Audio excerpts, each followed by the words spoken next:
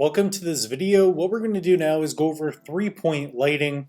So when it comes to photo and video, you have to understand the following. That's going to be your key light, fill light, and backlight.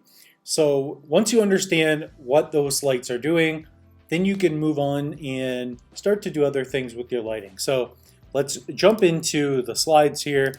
And the goal is to light the apple. So we're going to be showing you with simple graphics how that's done. All right, so here we have an apple, and as you can see, it is dark, but thankfully we have our key light. So your key light is going to be your main source of light. Whenever you hear the key light, it's oftentimes the biggest and brightest light. It's typically going to be your main source of light. So I have a key light on right now, and it's helping myself light my face. I don't have any other light on other than just the overhead studio light set, okay?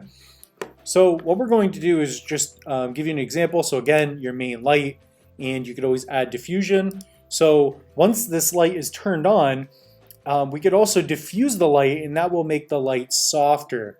So I'm typically doing this. So when you're taking your photos, when you're creating videos, this is a great way to go. So once you do that, then you will begin to light your subject or a talent, a face, whatever it may be. In this case, we're just using an apple, okay? So the fill light is going to be the light that fills in your subject or side of the face. So all you're going to do is bring in or introduce another light on the other side, okay? So what that will do is help you light the entire scene, half of the apple, whereas now, with our fill light, we could fill in the other side. So this obviously isn't real, but this is basically what you're doing with your light. So I'm trying to give you a visual representation of that. And then finally, what you will have is your backlight.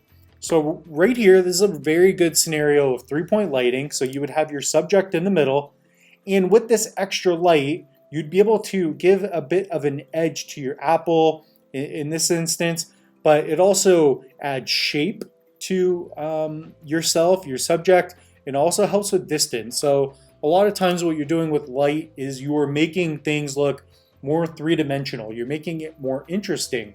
So typically what I will do when I'm lighting for photo and video, I will have a key light, and it will usually be diffused, especially if I'm lighting people. And then sometimes I won't even use the fill light, but I will use a backlight, and it'll give this nice little edge, okay?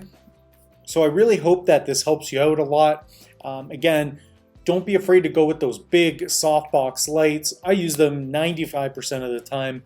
They look so good, they're easy to use. So when you're taking your photos and when you're working on videos, that's the way you can go about it, okay? So it's all we have for you in this video. We will see you in the next one.